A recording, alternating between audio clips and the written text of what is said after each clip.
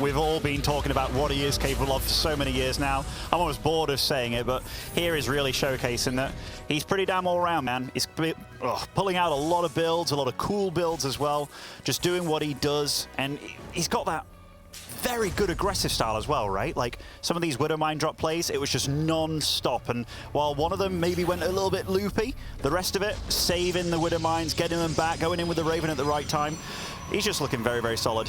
I think that kind of stuff is very good against the super macro-oriented Protoss players, but I wouldn't do too many of those builds against the likes of Nice, because we know that Nice does love his Stargates, the man loves his Phoenixes, and Nice is a little bit like Has, where he likes to keep the game simple. Clearly plays at a very high level, but Nice has a lot of very straightforward, aggressive builds, or where he's willing to roll the dice and it's like, you know what, I'll make Phoenix, I'll keep them in my main, you won't scout it, I hope you open up with a Widowmine drop, because if you do, I'll lift every mine, I'll kill the medevac, and from there on out, I will just A-move you. So I think Spirit needs a very different approach for this best of 5 than he had, for instance, against a player like Australia, who clearly loves to just macro up. No, you're absolutely right. Like, Australia will have his build in mind, and it will be something that, you know, he wants to play a bit reactive sometimes, although we saw a totally different game from him against just his previous opponent there, where he did actually edge out against Skillus in the lower bracket. But, ooh, this is nice and cheeky by Spirit. He did go for the Engineering Bay block, which did end up the third base, or third Nexus started off elsewhere for Nice. And now he's got a bunker going up. I love how we were joking about things probably being pretty wild, and this is going to be a bumpy ride. You look at the production tab, it's like double bunker, battery going up, and 236. And then you look at the main base of Spirit, and one of his gases has been taken by Nice. Now, it doesn't really mean a whole lot. We do have a robo here, and most pros players would be like, yeah, this is going to be a defensive robo, make a couple observers, followed up with gateways. Nice is absolutely capable of making one Immortal and then a Prism and just going for it, trying to end games very quickly. Sometimes the man expands, but he never even builds another probe. He doesn't even want to use that expand. Yeah, and I think so far for Nice, like delaying the CC along with stealing the gas in the main, that's got to be a comfortable opening, though. Like, if you're a Protoss and you know you don't have to deal with anything special, like some weird Armory Widowmine build or, oh, heaven forbid, a Banshee build, but even delaying this, I like it. Kevin, this is going really well. Could be a double kill. It's a single kill. One SCV goes down. The Adept's still alive, though. Spirit just wants to finish up the command center as quickly as possible. One of the Adepts does go down. 2 extra gateways. So right now we've got a Robo and 3 gates, and there's your Prism ban. This man ain't an observer, man. No, he is not whatsoever. And Spirit, he's a good player. So he's seen that it's a Robo in the main base. He's seen there's no probes here. And also, this is 3 Adepts, which if you didn't see that Robo, you could be thinking it's an Oracle or whatnot. But he's done nothing but produce Marines, which I like. He hasn't tried to switch anything around. He's, well, let's see what he's going to come up with afterwards, because, yeah, you don't play against this every day. Nope, I mean, it's just a very hectic game so far. Nice, definitely doing pretty decent with his adepts. The second adept does get picked off. Now the last one is going to take a lot of damage, barely gets out of there. So are we going to make some stalkers here, mate? Or what's the plan? As we do have a little bit of oversaturation happening in the main base, but that's of course because the Reapers in the bunker are still annoying at the original natural. That's now kind of a third base. Damn good scout, by the way, with that Hellion. Just went for like a Tour de France there around the base of Nice and got to see, hey, you've got 3 gateways. He must have seen that, right? Oh, he tries to land right on top of this. That is definitely ambitious by Nice, and that Warp Prism taking a good chunk of damage here. Nice pick up micro, though, with the Warp Prism. Oh, the tank. Snipe, yeah, snipe from uptown there. Well done. Well done there by Spirit. Good target fire. Nice, still just building units. I don't really see too many probes on the production tab. He could absolutely take care of this bunker. I mean, with 2 stalkers, especially with 3 stalkers at home, you can take care of it. But at this point, he's just prioritizing finding some more damage at the other side of the... I mean, watching Nice is just a treat, man. There is so much happening in such a short game at this point. Now it's very important for Spirit to figure out that this isn't it. It's not all about that 1 Prism and a couple of stalkers. No, there will be a follow-up punch with that Immortal. That bunker bought so much time and vision, though, right? I like seeing that, okay, it's just gateway units being made so far. All he has to do is kind of sit back, know that his opponent can't be in good shape, and taking out the Warp Prism, taking out one of the Stalkers here, will lose his Cyclone, but tell you what, getting rid of that Warp Prism, that's a massive deal. Yep, there's still an assimilator in the main base. That's going to give Nice some vision, of course, and it's also keeping some of these Marines occupied. Seems like 2 of the Marines were blocking the other 3. I guess we're just going to try to right-click on the bunker and then the tank here. Well, what is the plan? I mean, without a Prism, it feels that whatever plan we had in mind suddenly becomes a whole lot less eventful. Yeah, you can't come over here. I mean, that's going to be like 10 Marines. There is a bunker there as well. Takes out one of the observers as well from making that turret in his base, so that's less vision for Nice. So far, Spirit's having a really good day. Yes, but is this the kind of game where if you're Spirit, you're like, I think I'm crushing? Like, I think this game has been a little bit too hectic for Spirit to know that he is doing great in this game. He probably kind of likes where it's going, but on the other end, it's probably pretty hard to figure out how many probes his opponent has. It is, but you know, if I'm a Terran in Spirit's position and everything's gone like this so far, especially with like how the game started off and seeing all that lack of probes on the natural, or you know, the third base that was his natural, you got to be feeling good. I think the Banshee play is definitely a little bit risky, because that's the kind of play that, yeah, getting one Banshee out for a little bit of defense, that's cool. And I mean, 2 Banshees can instantly win you the game if your opponent doesn't know what's going on. But I think with that Observer, he must have seen something going on, right? And yeah, he sees exactly what's going on. Yep, and now we could recall it. We're gonna build some cannons instead. And even drops a Stargate. I have the feeling Nice, pretty simple guy. Probably just gonna go ahead and build 1 Phoenix, and he's like, you know what, 1 Phoenix against Banshees is pretty good. They'll deal double damage. It's cool as well to see that he's going for charge before Blink, because I think he was kind of worried about Spirit just running to the other side of the map with 2 or 3 tanks and then a couple of Marines that don't have stim. But with Stalkers alone, it can be pretty hard to deal with tanks if they have a siege up. And he's like, nope, let's just go ahead and get charged first. Doesn't take very long to get it anyway. It's gonna be a fun one. I mean, let's see. I think despite the fact that we have some cannons here, these Banshees should still be able to find some damage. And I'm surprised to see that it's Oracle first. Me too. Like, does that mean he's super worried about where these guys are going? Because I was thinking with the cannons, he's already got the detection in each base. Getting a Phoenix out would have been very worthwhile, no? Yep, makes way more sense. Now, of course, maybe one Oracle you can say does have some more value. Can drop some stasis traps, maybe a Revelation or 2 on the other side of the map. But surprising. Definitely is. So it will be the Oracle into the Phoenix afterwards. Going for this much airplay, like harass play, I'm not sure I like that, you know? Like, I know he wants to put his foot on the gas and really go and deal damage. Okay, I like that he's bringing this over to the main base. But the thing is, as soon as that low health Banshee dies, shield batteries, they're going to, like, deflect any damage that can be done. Yep. Well, here is that Phoenix after the first Oracle was produced. Spirit was moving out with his army for a split second, decided against it. He's just going to chill at home, build a whole bunch of bunkers. Nice, meanwhile, is playing double Forge, and he doesn't have Blink though, right? It's just charged at the moment that he has. I kind of wish that he would fire up Blink. I know it was a bit expensive to make that Stargate this late in the game and make the Oracle. Yeah, he's just basically going to go for it with Zealot. He has 1 Phoenix now that can lift the tank, I guess, Ben. It's something. It's a sad Phoenix when you've only got 1 Phoenix alone there. And Spirit, he's being very calm and cautious about taking this base. There is obviously an observer that can see everything, but there is no way in hell that he can take this fight in Nice. But Nice behind all this, taking a 4th base, yeah. What's that Raven up to, by the way? Whereabouts is it? Maybe the Phoenix took care of it? No, it's chilling somewhere. It's chilling somewhere. Oh, wait. I swear that was on the other side of the map there. I swear it was, but I'm glad he brought it home, given that there was a Phoenix out on the map, seeing that his Banshee did die. Do you think that Nice forgot about the fact that he never got Blink? As no, the Phoenix and the Oracle get dangerously close to finding that Raven. They barely miss it, and now we do have Blink on the way. But I feel like he could have fired it up a while ago. He absolutely could, and I think that missing that was one of those situations when you're at home, you'd have probably seen it on your own setup, right? But the nerves can get to you. This is a qualifier match here to make it into the group stage, and that is guaranteed at a minimum of $2,000 extra. Oh. And the possibility to play 5 best-of-3s, right, against the best players in the world. I feel like that almost means more, because you can really show what you're made of, and it's not about a single bracket.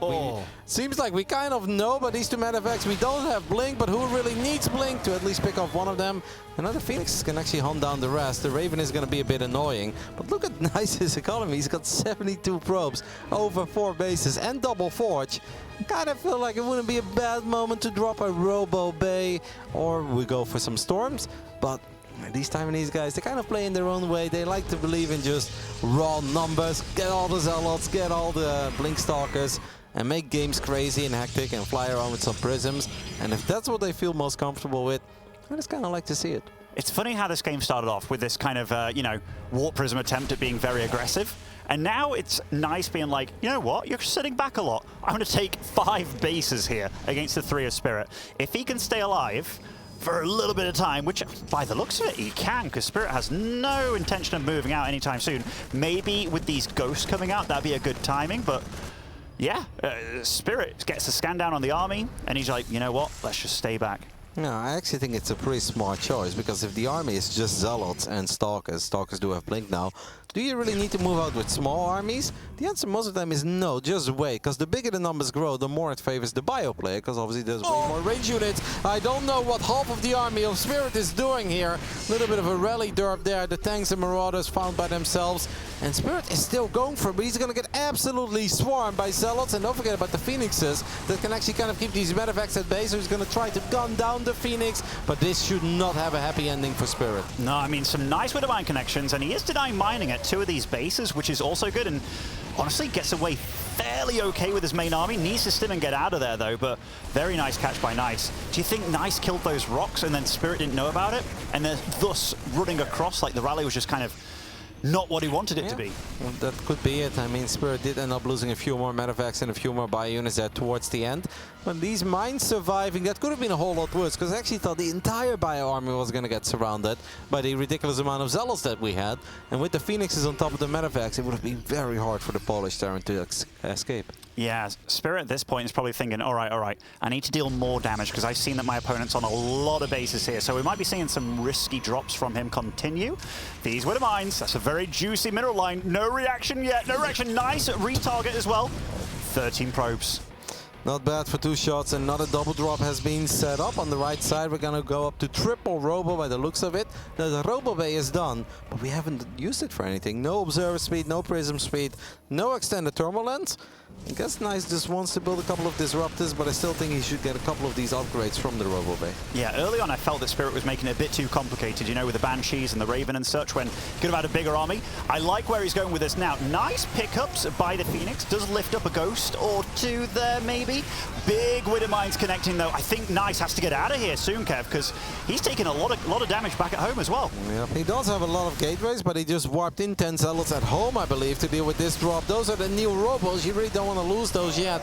These are very feisty Zealots. They've got +2 attack, +2 armor, so they should be able to deal with just a couple of Zealots and Marauders. It's kind of funny what he did with the Prism. I don't know if you noticed, but it looked like he's like, I've got storm drops, and then Zealots hopped out one by one. It's like, okay, we already have all the Zealots. What were these boys doing over here? That is also confusing, because this is not exactly the kind of game where you're willing to throw away SCVs. The Spirit is definitely not there yet. Now he's only got 58.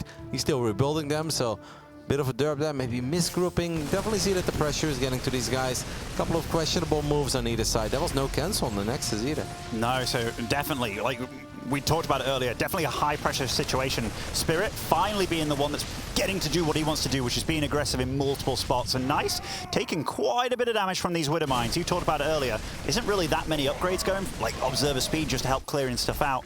And these upgrades are kicking in now for both these players. We do have our first Colossus on the way, though, and since Spirit just lost 12 SCVs extra randomly in the center of the map, those Colossus can have a pretty big impact on how some of these fights are going to play out. Especially with +3 armor finishing up. I mean, these Colossus are going to be pretty tanky, even if a couple of Marauders would get in range of them. Absolutely, absolutely. These Widowmines trying to get some good, juicy shots off, but that is an unfortunate position for that Widowmine. It might be in vision of the cannon as well. Oh, I finally got one off. 7 probes as well for his troubles. Yeah, not bad at all. The target. It was retargeting on probes. It was going into the gas over and over again, and he's like, maybe I'll get in range of the mineral line. And he was in range of the mineral line and got a good shot off immediately. Oh, all things said and done, though. 30 supply ahead for Nice, and that Colossus count, not sure it's been scouted, probably has, but it is growing rapidly. 2 Vikings only. It's going to be very difficult. Now, of course, if Marauders get in range, there is always a chance, but Nice is going to go for the orbital. Basically, right-clicks on it. A couple of EMPs go down on the Stalkers, but there is no saving this orbital. And this game is honestly looking very scary for Spirit at this point. Super scary. I mean, yeah, he's doing nice drops, which are getting a bit of damage done. In fact, if he can depower both of these Robos, which it looks like he's about to do, although there is one staying alive. Shield Battery doing its job here, keeping that battery, or rather the cannon alive. Colossus drops out in the wrong part of town there, maybe going to get taken out immediately. But there's so much chaos happening across the map because Nice, he's not slowing down. He's taken out all the bases of Spirit. But this catching the Colossus off guard here. Yeah, but they stay alive. One Viking is still trying to get a couple of shots off, and one Viking will be enough to at least pick up one Colossus. Can the Viking truly get the second one too? That'd be kind of ridiculous. The Stalker saved the day. Nice does feel that this is his moment to just go ahead and get into the main base, get on top of the production, and that seems to be kind of working out, because this main base of Spirit looks relatively empty, and every unit that's going to come out is just going to get picked off. We still have a couple of Marines and Marauders on the other side of the map, but Zealots for days, and I do kind of feel that the Marines and Marauder numbers are dwindling. They absolutely are. You got Protoss in your base, your production absolutely shut down. These Archons are on low health. You can see Spirit really trying with every little unit he has, but I think reality is going to start settling in here that Nice just has so damn much, despite killing a lot of units on both sides. Look at that bank from Nice. He can make Zealots for days. He's got a great economy still. Yeah, it's almost untouched. He went up to like 90 probes here. Absolutely mental. Kind of like how he just decided to send it, realized that Colossus versus an army that doesn't have Vikings is always going to do well. And he was even sleeping on the job for a little bit, but was able to keep one of them alive. At this point, it really just comes down to get all of your units together one time, take care of the last few medevacs that are on your side of the map, spend that money, and then walk down one more time to get Spirit out of this game once and for all. You know, Ben, I have to double check it, but I don't think any of these guys have ever made it right into the main event from Taiwan. I don't think Haas did it. I don't think Nice did it. It would honestly be a great achievement for Taiwanese starters. Absolutely, and as far as opponents go to make it, Spirit's a very doable one for Nice. And you can see here in this first match, both these players very nicely matched in terms of creating chaos, and Nice takes the first map here on Hardwire. And this was such a typical Nice game where it's like it starts off and you feel like it could almost end. We're trading so much, we're losing SCVs, we're losing a couple of probes, the adepts are in his face, the follow-up is with a very early Prism and an Immortal, but after the Prism got gone down, it's like, oh, guess we'll macro anyway, you know. That was kind of the backup plan regardless, but we wanted to get something done. The game just got hectic. And I think the double cloak Banshee was an investment that didn't truly pay off. As Nice, as I said as well, is a man who likes to approach things simple. He's like, what's good against Banshees? I'll get a Phoenix. And then he didn't have to worry about those Banshees hovering behind his bases forever, or the fact that he decided to go for a charge over Blink and defending against either drops or cloak Banshees when your Stalkers don't have Blink is a bit of a nightmare. Oh, definitely is. I kind of said it earlier. I feel that Spirit overcomplicated the game for himself a lot. Because after you get such a decent start against that Warp Prism opening, which he did shut down, I think you can then just transition into your normal like 2-3 basey sort of play, if that's what you want to go for. So no Banshees, no Raven, just keep it simple? Yeah, I don't think you needed it. I really don't. I mean, you can't always count on getting the Warp Prism kill right, because maybe that situation would have called for getting out any unit you can. But yeah, the Banshees, they're always a bit of a risk to go for. Then the Raven as well afterwards. I mean, as you said, all of that gets shut down by that one Phoenix and one Oracle, which that is a big commitment for the Terran player. Nice, of course, did have that good run at the Intel Extreme Masters Katowice 2 years ago, the last time we were offline. He did not make it into the group. I believe in the final round he lost to Hurricane, if I recall that correctly, but he did eliminate Clem. And Clem may be a lot stronger now than he was 2 years ago, but at that point there was already a lot of hype around Clem. So it's not the first time that Nice is ready to shut down the hype train of a European Terran. But it's a best of 5, it's a qualifying match. Long way to go. But that first game is going to give him a lot of confidence, because it wasn't even a build or the win or one of these games where everything went well. No, he had to work for it, and he did. And he got the job done. I think it's actually the kind of game that might give you even more confidence, right? Because that was not a build order win. You do not anticipate that you're having to deny yourself denying yourself mining so much, losing your Warp Prism, but then to be so confident we're getting away with so much. And I mean, all this little tickling harass by Spirit, all well and good. But if you're Nice and you're like, hold on a minute, let's go to 5 bases by the 10-minute mark after having a pretty damn bad start, just awesome. Yep. I do still think it was a complicated game. For us, we see all the numbers, and I think it's easy to see what's happening. I think for both players, it was pretty confusing to play. But hey, that's where this man thrives. In the bottom left side, hailing from Taiwan. He's won the DreamHack Masters multiple times there. He would love to make it into the group stage of the Intel Extreme Masters Katowice. This is Nice. Representing Good Game Gaming, he is, and he's been doing very well here so far. But spawning over in the top right, it's a different man. Hailing from Poland, it is Kaizi Gaming Spirit. It's always nice when you get to play in the championship, playing in your country as well, and you're playing as well as Spirit is doing today. Just great to see him playing so nicely, honestly. Yeah, but the real dream is, of course, playing in front of the Polish fans 2 days from now. Crazy auditorium, packed all the way, people going nuts, cheering for StarCraft. I'm sure that Spirit would absolutely love to experience that, stand on that stage. This is really, really hard to get there, guys. It takes an entire year for these players to even qualify for this part of the tournament. And yeah, they did well, but they just didn't do well enough to get seeded into the group stage immediately. And that's why they have to battle it out today with them. But Spirit is closer than he's been in a very, very long time. Of at least achieving that goal. And he's one of these guys as well, Ben, and if he does sneak into the group stage, then he can suddenly get wings and he can play better than he's ever done before. Absolutely, absolutely. Nice is one guy that, by the way, I kind of like the fact they didn't reveal the Marine to then go back and attack the pilot. Oh, letting it finish there. For me in my head, I'm like, is that really the play? But, I mean, he has to lift up the barracks if he wants to get an add-on on that bad boy. And I guess keeping it there, just to find out, yeah, just to find out what actually comes out of it next time anyway. I mean, don't forget, in the last game he took in a simulator as well. It's also not something that's very standard. In your opponent's base, yeah? Yeah. Definitely not standard whatsoever. Brings back the probe, so maybe this is kind of like the 1-2 play where he feels that he can delay the command center with this probe if the Marine is busy working on that pylon, and that perhaps allows his first adept to show up in time and get 1 or 2 shots off. I'm sure it's always going to be close, but I think that's perhaps kind of one of the things that he was trying to work with. I think so as well, but Spirit, he's been very good about not going for the add-on, right? So that means that he's going to have these 2 Marines out, the Reaper out. Yeah, he's going to have delayed good production here, but all this so far, I think this is, yeah, chase that Adept. You saw kind of where it went, and unfortunately, Spirit just went the wrong way. Easy there, Terran Tiger. What can I say? A little bit of my bias comes out here and there, Kevin. Chase it. It's okay. The man is down 0-1. I can't get behind anyone cheering. Yeah, I just wanted it to even up. You know, I want the long series going ahead. But I'll let you get away with it, Benny. These 2 Adepts, I'm not sure this is exactly what we want. He does deny mining for a bit. This is one of the reasons why I tend to find landing those mules on your main base, just so you don't deny that mining. But 2 Adepts for that. I don't think Spirit's going to be looking at that too sad, but seeing the 3rd Adept, that would have been almost confirmation that it's going to be an Oracle at this point, but he gets the full scout anyhow. Nice pick off on the Hellion though, at least, because the other Adept, even though it was always going to go down, it did get quite a few shots off. Now this Adept is trying to micro. And Nice is really a very fond, apparently, of being pretty crazy with his Adepts. And what he has done is reduce the Marine count, of course, a little bit. So that Oracle, there is some potential. But we should always have some additional anti-air. Nice around here on the Reaper. That's, of course, a little bit sloppy on the side of Spirit. But I also understand that Spirit wants to make damn sure that he doesn't take too much damage from this Oracle at home. Absolutely, absolutely. There is a Widowmine out. I don't know whereabouts it is, but so far, this attack is deflected. And the Oracle, I don't want to say it's on a bit of a clock, but the situation only gets worse for you trying to deal damage as a Protoss player. Yeah.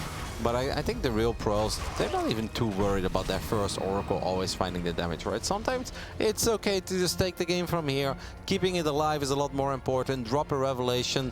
I know, Ben, you want to make fun of me, because if I had that Oracle, I would go for it, yeah. Activate Pulsar Beam, try to kill a couple SCVs. Never works out, guys, when they know it's coming. But when you make an Oracle, you just want to get rid of it ASAP, because it was a mistake making it in the first place. But yeah, so far, yeah, by the way, you're totally right. Is this Oracle actually going to go down? Oh, a bit of a misfire there on the Viking. That is unfortunate there for Spirit. You think it's going to be Phoenix Zealot as a follow-up here instead of the Phoenix Robo? I mean, it absolutely could be. We've actually seen quite a bit of, you know, players going for the Phoenix, then transitioning into that Sky Toss play as well. And I think Nice is definitely the kind of guy that can do that. Triple Oracle is kind of wild, no? It's super wild. Triple Oracle is something we see against the Zergs every now and then from top-tier Protosses. Showtime is quite fond of it, does it very often. But Triple Oracle against Terran is absolutely not the standard. And the main reason is that it delays everything else by quite some time. It's very hard to actually drop a robotics facility in a Robo Bay. Then we're a little bit late here on the pull. We're not going to pull probes at all, so we lose 10 probes immediately. And now Nice says, all right, so he has a Revelation. He's going to send the Phoenix in first. We're going to get Adepts into the main base as well. Nice is so crazy, Benjamin. Let's see how many SCVs he can kill. Oh, I mean, these Oracles coming in, they are the real damage dealers in this force. And the Marines, they're not going to cut it either against the Oracles. One does go down. This is the most random attack I've ever seen, I think. And here, lots of SCVs falling too. The 2 Oracles do reign supreme. 2 Adepts still around as well. And, oh, these poor tanks, Kevin, popping out. I mean, Okay, I'm a bit surprised they didn't go over try and kill that tank with the Oracle. I think SCVs are way more important. Look how many low HP SCVs we have. The Phoenixes could always decide to lift it. Now we do have a couple of extra Marines show up, more Phoenixes show up. This actually turned into a pretty good attack because it's not just the amount of SCVs that we're killing here. Look at the amount of lost mining time on this side of Spirit as well. And then on top of that, a lot of these SCVs are better than bruised. So it's going to be a bit easier for the Oracles to pick them off later, or maybe for the Phoenixes to find some damage. All right. I got to reset my mind a little bit because this game has been chaotic and yet again. So Spirit, I think he is up to 3 CC now. Yeah, he's taken the orbital on that third. But they've both definitely done a lot of damage. 15 probes falling against 14 SCVs. That Cyclone not with the lock on. There's a lot of damaged SCVs here. These Adepts. This is going to be quite a bit of damage, I'd imagine. Well, yep, we're getting 3 more, and Nice is going to do his best. The Phoenixes and Oracles are just going to come back for seconds. The missile turret ain't done yet. I mean, this is pretty good stuff by Nice, who does have charge on the way.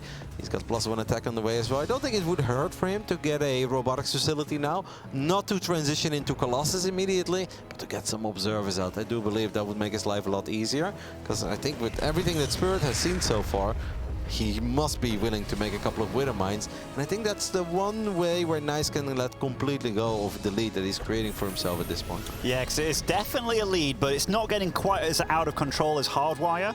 I mean, the third base is up. He's popping down a lot of gateways. But this army, it's just one bad fight away from, you know, stacking up in a few Wither Mine shops, really taking you out. But it looks like they're both doing all the right things, actually, that I'd like them to do.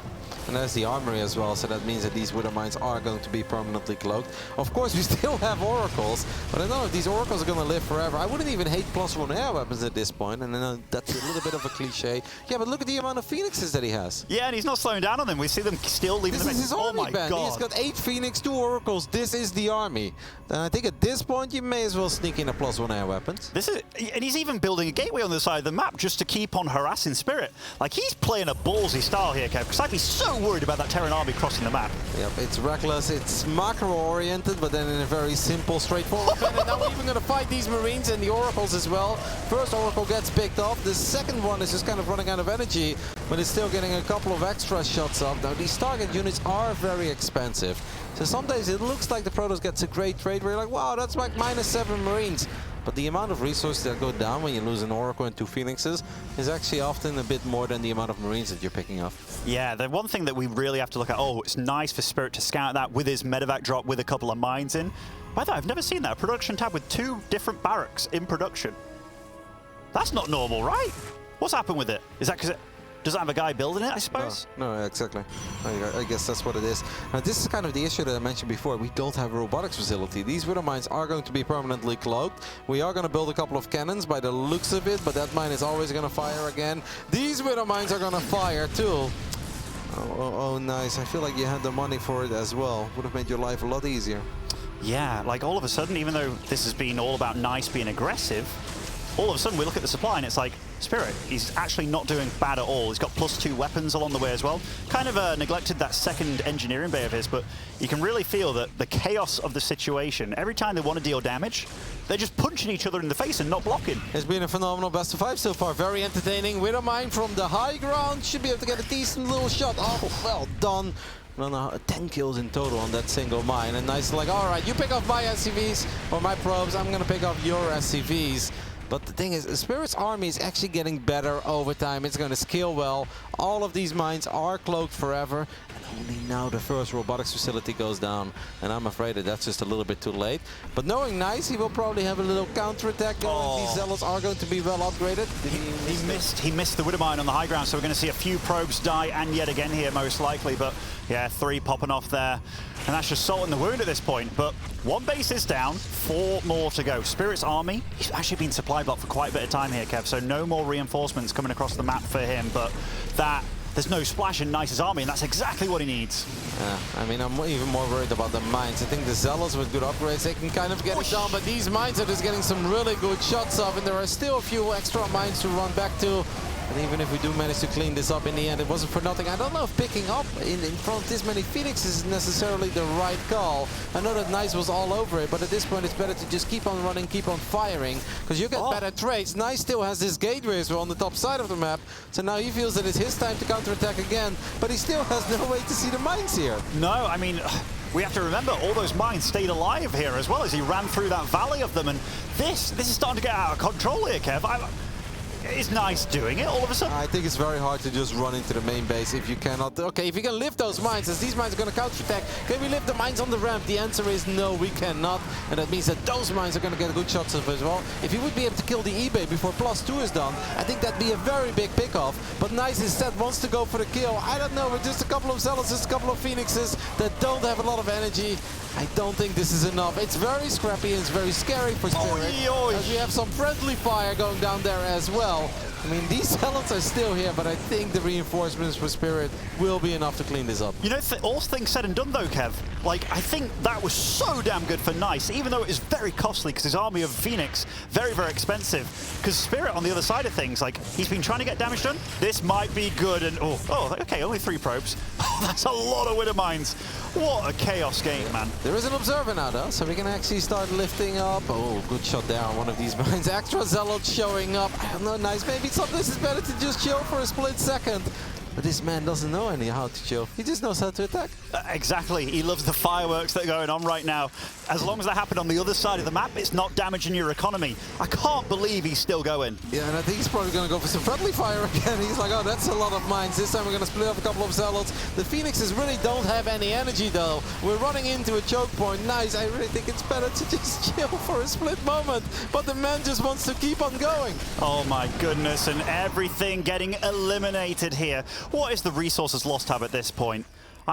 Mate, I can't believe how much they're both throwing at one another, but this is all about Nice. Like, mate, if you calm down a little bit, if you make a little transition here and there, because you need some AoE in this army, I really believe it. The final 2 attacks, I think, is where it all went wrong. Before, it was crazy, but you can kind of justify it. But now Spirit obviously still has a decent economy. Might find that more Prism here as well, with 4 units inside of it. That is a super juicy pickoff for the Polish Terran. Widow Mines are going to burrow in front of Nice as well. And Zealots and Phoenixes alone without too much energy. Friendly fire once more, as those mines do blow up some of these Terran bio units. But Phoenixes ain't cheap. The man must have lost 25 Phoenix in this game. Absolutely. In fact, let's have a quick look. 18 Phoenix. I mean, you weren't far off, honestly. Like, and he's been using them as, like, little kamikaze pilots, hasn't he? It's been ridiculous, and he's not slowing down anytime soon here. More Zealots coming across, and remember, Spirit's economy is in... Oh, it's not looking good right now. He's down to 43 SCVs, 77 probes. Like, Nice. He really just wants to kill his opponent here. Yeah, I guess maybe we can get a good fight near a battery. We're going to recall as well. Let's see how much we are recalling. Just a couple of Zealots and 1 extra Archon. I mean, if the armies get really small, Archons can be absolutely fantastic. If the bio ball grows bigger, then I think Archons start falling off a little bit. Spirit does not have any armor upgrades, by the way. For a man with 2 E-base, it's kind of weird to see that he doesn't even have +1 armor. Yeah, just the chaos of the game, man. Like, he didn't expect this to be happening to him. We've got to remember, like, as he's flying around here with these Medoax dealing a little bit of damage, seeing the Protoss opponent on 5 bases now. So, like, with the upgrades, I want to say that I still think Nice is going to win it. But Nice has made a couple of very crazy attacks, and he has lost all his Phoenixes, so dealing with the drops is going to be a little bit more complicated. It's still a very even game, but 3-3 Zealots against +2 Marines?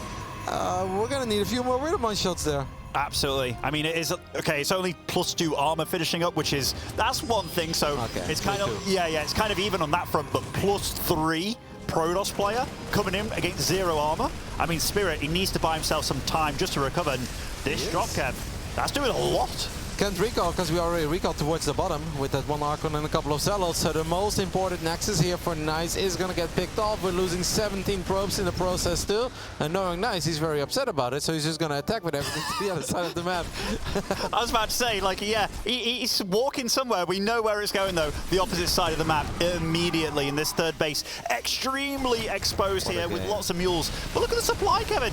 121 apiece. I can't believe it's this close. Yep, 81 army supply against 67, though. Can the Phoenixes pick off one of these medevacs? No, he cannot. Should have been able to get the +1 air weapons a long time ago. Maybe that would have made the difference. Zealots in the natural. The counterattacks are going to be more devastating than ever before because of the 3 upgrade advantage we're enjoying. Spirit is just stimming forward, finding a few more probes, empowering more gateways. Another Phoenix flies ahead of the party. Let's see if Nice can able to at least gun down one of these medevacs before they escape. Yeah, Spirit is going to try to unload again. What a crazy game. It really is a crazy game. Like, Spirit, wow. He's outplaying Nice right now. He really is. He's several upgrades down, and he's still making Nice work for it. A recall here for what? Saved a few probes. Comes over here as well, loses 2 more Phoenix. Those boys are not cheap. This man next to me will tell me. Yeah, but now we've got Blink Stalkers as well, so I kind of think if you're Nice, you don't even have to really continue with the Phoenixes. I would much rather have Stalkers with +3 attack and +2 armor than Phoenixes without any upgrades. So I think at this point we should just kind of focus on getting a few extra Stalkers. Can we pick up these Metavacs if we are Nice? Well, he gets one of them. There's still Widow Mines on the right side too. This game is a chaos. I feel like it's been chaos for 14 minutes straight. It all started with the Adepts and the Triple Oracle. And here we are, 17 minutes in, still fighting.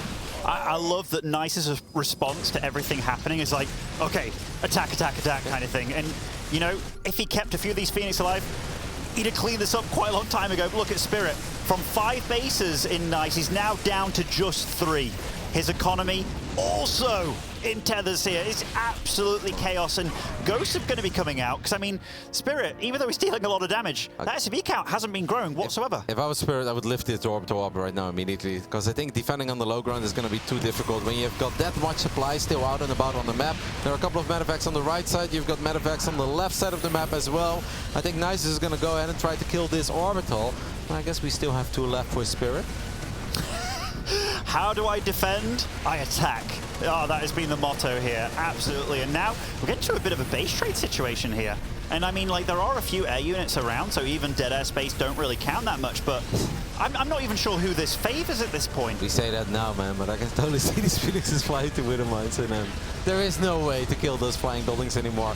But can we at least get this orbital, because the other one got saved, right? Yeah, it's still burning. I kind of think that Nice would have been able to pick off this orbital too, but perhaps he just thought taking control of the natural was slightly more important. Oh, that's a lot of probes going down, man. I think Spirit started to run away with it, you know, because Nice, there's no way for him to get into that main and deal damage, but Spirit, he's dealt a lot of damage here. 8 probes around. And it actually goes off, so a couple of Zealots and Archons do pop. And Spirit loses all these units. He is going to be in a little bit of a pickle. We've got some Widow Mines there on the low ground. Nice knows about it. These mines are going to fire at Zealots, but he's still going to hunt down. This is the majority of Spirit's army, though, man. You say he's running away with it, but he's got 1 base, and he can't really mine from that because it's Legacy of the Void. We're 19 minutes in, so losing these units, I don't know if we're going to be able to replace these units. You might absolutely be right. Look at the mineral count. It's not actually moving at all for Spirit, despite having 3 times more workers, but that doesn't mean a lot. He's actually only up to 28 here. But his army, like, Kev, there's still quite a bit here. 3 guns, 14 Marines. That's painful, because we really need those observers. Battery overcharge to save the observers, to also heal up the Phoenixes a little bit. Another Medevac does go down. During the Widow Mine gets the double kill. Very big. Because Nice doesn't have that much income anymore either. Spirit did go to the low ground again with one of his orbital commands. Can we just take a look at the other side of the map? Nice is like, excuse me? Mining? We don't do that over here, sir.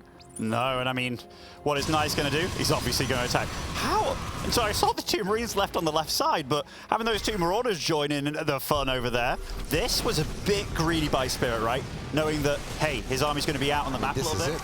This army versus this army, that's just kind of it.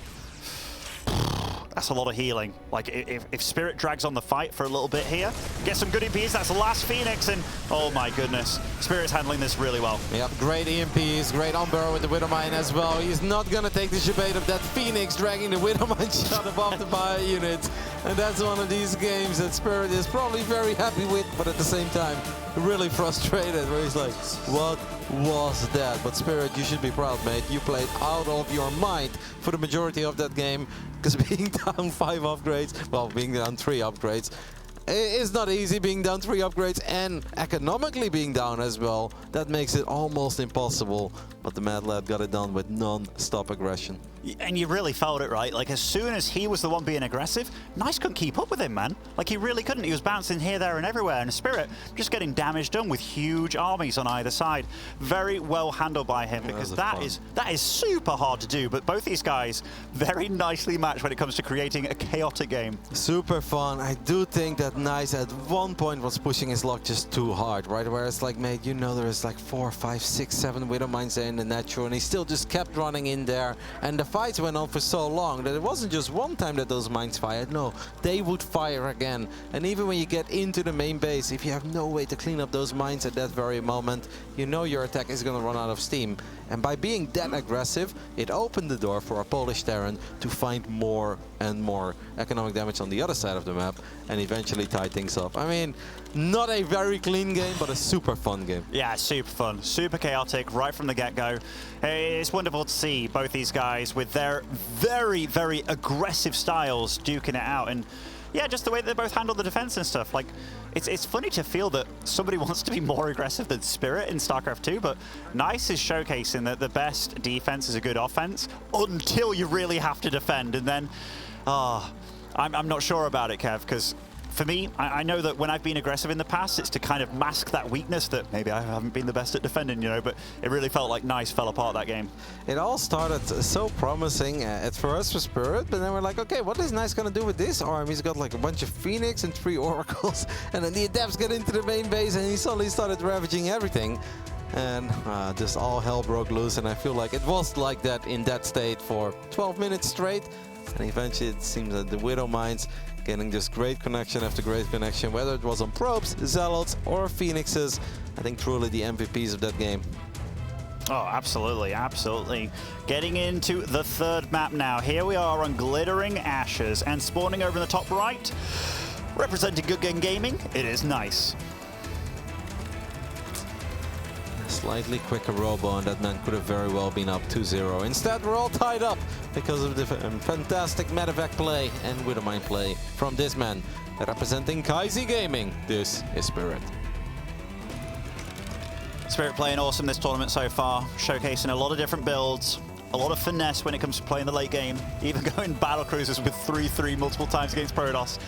It's just really darn cool. Now, Glittering Ashes, Kevin, it's not a map you get to see all the time, but when it comes to these best of 5 situations, how do you think it lines up for Protoss versus Terran?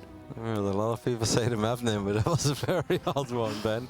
I think stylistically this should favor Spirit, because we all know that he loves the late game, he loves to be defensive. And Nice is not afraid to macro, but he's a man of extremes. He can be hyper-aggressive, he can be in your face, and he wants to pick off your SCVs.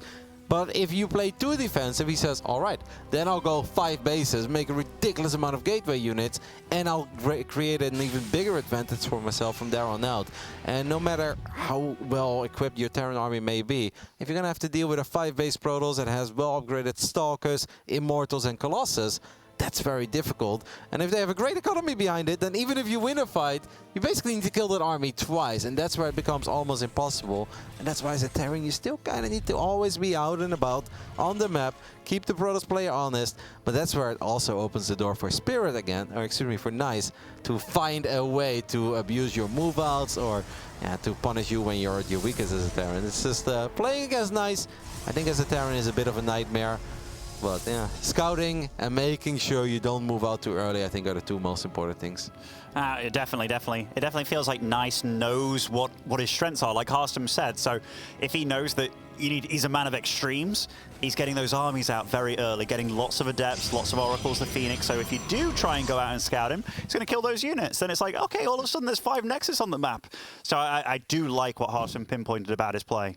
He's honestly just an upgraded version of Haas, because Haas has always had the relatively simple and of course the crazy funny cheesy builds that we all loved and everybody laughed about and he found success with. But later on Haas became a bit more macro oriented, but in a very similar style where it's not about the complex armies. We're not going to sit at home and turtle with Storm, Colossus and Disruptors. No, we're going to get a great economy and we're going to get a lot of gateway units and we're going to party. And that's kind of what Nice does as well, but Nice is us even at a better level than Haas ever did. Yeah, Nice definitely a little bit cleaner on all fronts, it feels like, when it comes to Haas, at least when you compare the two. I mean, when they duke it out, it might be a different story entirely. But very close, but most lately over the last year and a half, I'd say it is Nice favorite. Okay, a little scout here for Nice. Does get to see a very standard opening for the Terran player. The Hellion means you get to deal a little bit of damage, but most likely scout out what's exactly happening. And we do see on Nice's side of the map, going for that Oracle play yet again. You know, an Oracle is somewhat standard in this matchup, but when Nice opens up with the Oracle, I'm like, alright, how many? Yeah, I mean, that triple Oracle got quite a bit of damage done with it. We but might want to use it at home, though. Without the shield battery here, I think I would rather activate Pulse of Beam for a split second. And that's exactly what Nice does. Like, sure, it's nice to keep your Oracle hidden and maybe fly to the other side of the map and find 1 or 2 probes. But if you don't have a battery there, those 5 Marines, they can gun down 4 or 5 probes so quickly. And then it just becomes an uncomfortable game to play. Yeah, if I'm very nitpicky on Spirit's side, I'd been like, maybe you shouldn't have sent that Hellion in just like you did, because that's a big AoE damage dealer for those probes. So just making the life of the Protoss a little bit trickier. But did buy a little bit of time, did get to find out, most importantly, what he's up against, which is the Oracle opening. And this time around, Nice. Just gonna play it safe, drops a Revelation. There is a medevac with 2 Widow Mines heading towards Nice's side of the map. That Nexus may actually reveal it. I do believe we lost one of the adepts, so we've got less firepower at home. Oh. It's actually going to be a little bit hard to deal with this if you only have like 1 Oracle that may not be at home and then 1 adept that's not necessarily enough firepower. But the Phoenixes, though, that's going to be absolutely perfect. And this is exactly the stuff we were talking about in the beginning of this best of 5. These are builds that I think you can do against an Australia who's likely to sit at home with a Robo. But Nice is always willing to roll the dice and be like, let's see if I can just get a dream start. And there are no starts better than this, where you kill the medevac, kill the Widow Mine, and you lose absolutely nothing on your side of the map. There was a few things there that I was a little bit surprised about. Nice putting his pylon at the 3rd base, not at the top of the map, to see anything go by it. But then I was also surprised by the fact that Spirit just flew right on over that. So I didn't think he anticipated the 3rd being there, and if he did, definitely revealed himself way too early, because he could have flew a little bit over the top there and just went around and maybe unnoticed, because a lot of these Widow Mine drops throughout this series have dealt a lot of damage when they weren't spotted initially. So now I think once more, as a Protoss, we're just going to try to build as many probes as possible, and Spirit is just going to try to match the army for a while. And Nice is going to fire up charge, and we're going to get a lot of gateways. I do really think that I know that Nice is obviously playing a mineral-focused style, and he doesn't have too much gas income. So building a Robo seems like a big investment, but it just makes your life so much easier. Because otherwise, once that armory is done, it just kind of feels like you're on the clock with your entire strategy. Having an Oracle is nice, but just getting 1 or 2 observers, A, for the vision, it's great. It allows your Zealots to get better fights or better run-bys. And B, you don't have to worry too much about those mines, or even if the mines are burrowed, you can just fly in there with your Phoenix and actually lift them before they fire. So Spirit's going for a bit more of an old school play here, which is obviously the Widow Mine drop, which didn't deal that much damage at all, actually.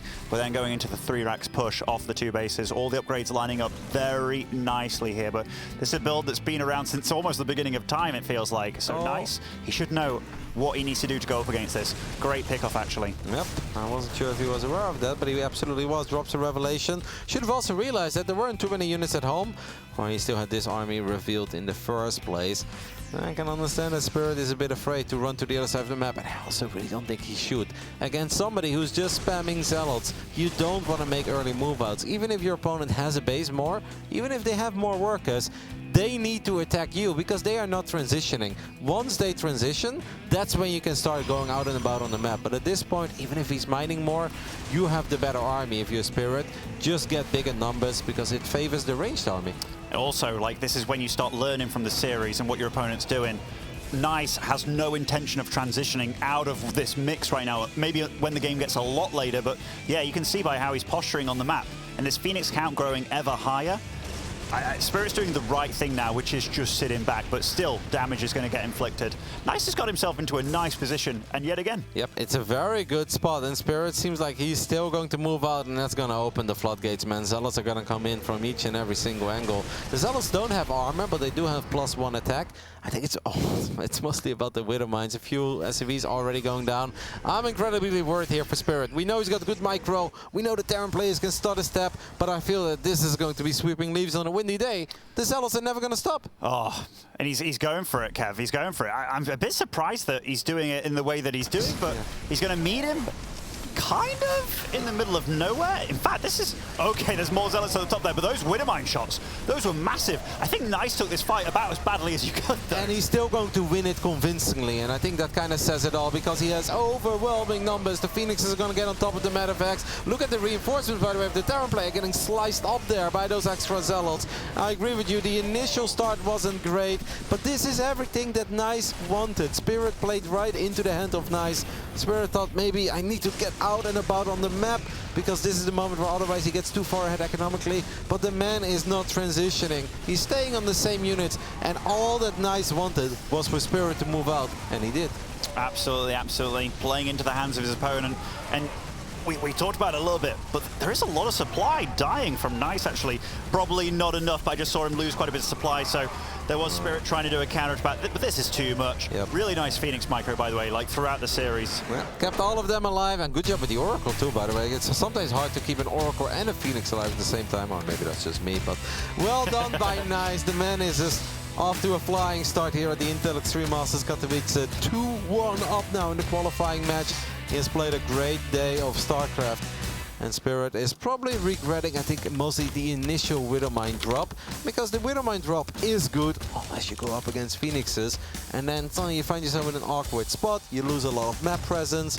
And he's sitting there, he's like, why did I do that? Why did I not play it out in a different way? Because that is what puts him behind in the first place, and because he feels that he's behind, that's when he starts making the move out, when you don't need to move out against somebody that's only building zealots.